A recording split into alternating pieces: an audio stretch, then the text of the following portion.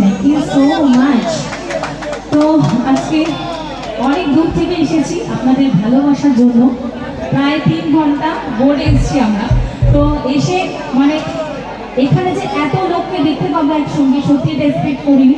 তো একবার নিজেদের জন্য একটু জোর করে হাততালি হোক সবার আগে, সবাই মিলে একটু জোরে একটু হাততালি হোক সবাই মিলে নিজেদের জন্য। Thank you so much.